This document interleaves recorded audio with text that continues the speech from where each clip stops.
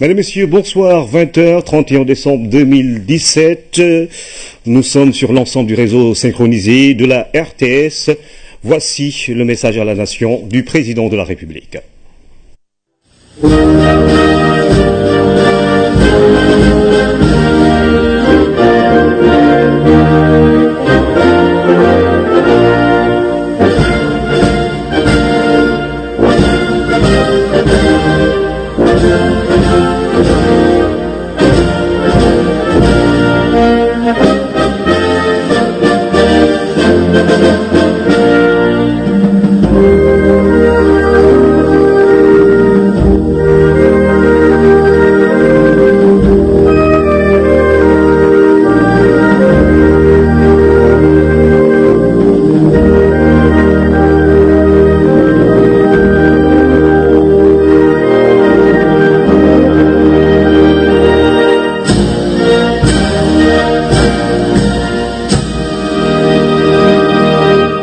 Mes chers compatriotes, au seuil du Nouvel An, je suis heureux de m'adresser à vous pour vous présenter mes vœux.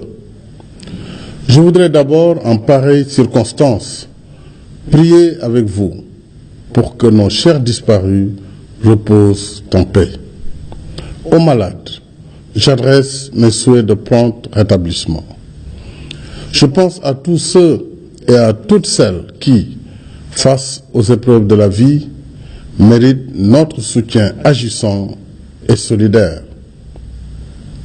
Je redis notre gratitude à nos compatriotes de la diaspora pour leur contribution inestimable à nos efforts de développement et de solidarité nationale.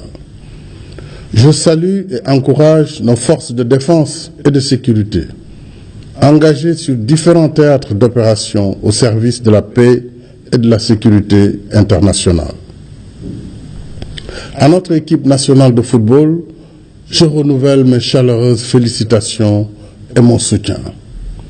L'État restera aux côtés de nos braves lions pour une préparation optimale sur le chemin de la Coupe du Monde de football. Mes chers compatriotes, l'année 2017 s'achève sous de bons auspices pour notre pays.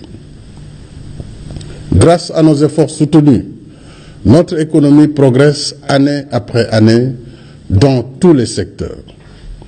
Avec un taux de croissance estimé à 6,8% en 2017 et une perspective de plus de 7% en 2018, nous enregistrons pour la troisième année consécutive une des meilleures performances économiques en Afrique. Nos performances seront encore meilleures quand l'exploitation prochaine des ressources pétrolières et gazières de notre pays viendra en appoint aux autres secteurs stratégiques pour amplifier la croissance et le développement.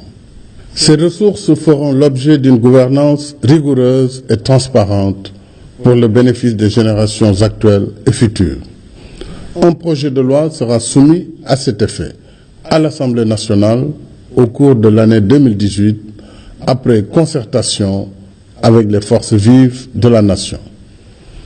Mes chers compatriotes, suivant la feuille de route que je lui ai assignée, le gouvernement, toujours à votre écoute et à votre service, restera dans le temps utile, le temps du travail, le temps de l'action et du résultat.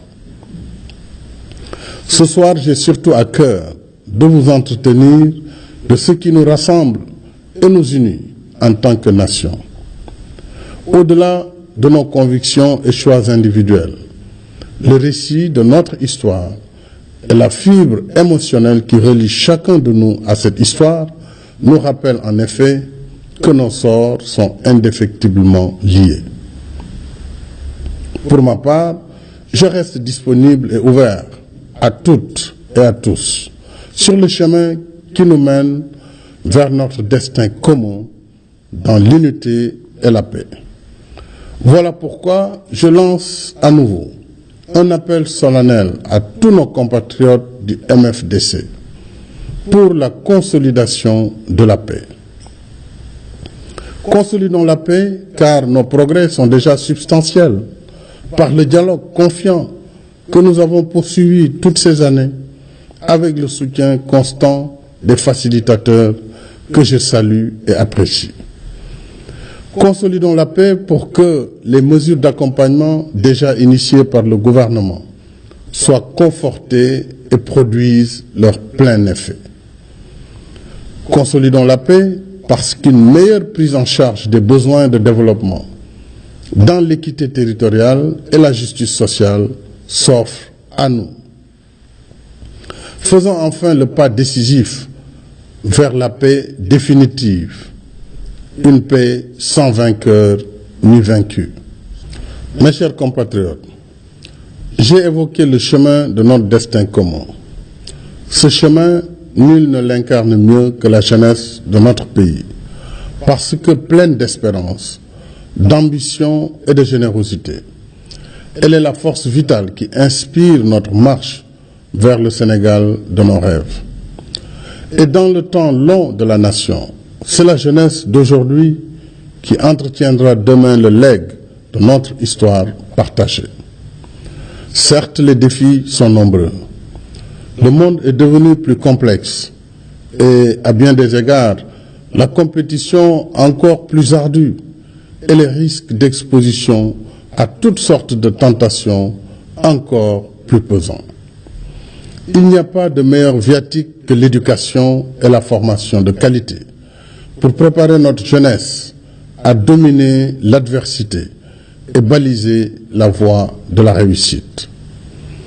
C'est l'exemple que nous donne le lycée scientifique d'excellence de Diourbel, dont je suis fier des premières performances, tout comme je suis fier du parcours de deux jeunes compatriotes ingénieurs en aéronautique employés à des postes stratégiques d'une grande firme multinationale que j'ai rencontrée il y a quelques jours.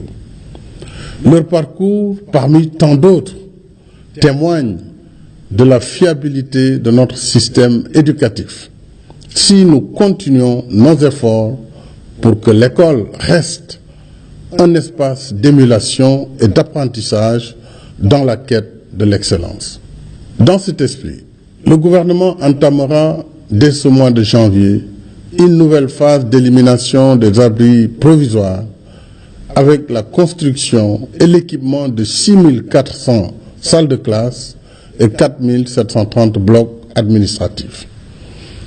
La réhabilitation des lycées Lamine Gueye, Galandou Diouf, Blaise Diagne, Delafosse, Parcelles Assainies Unité 13 et Abdoulaye Sadji de Rufisque sera poursuivie. 7 lycées seront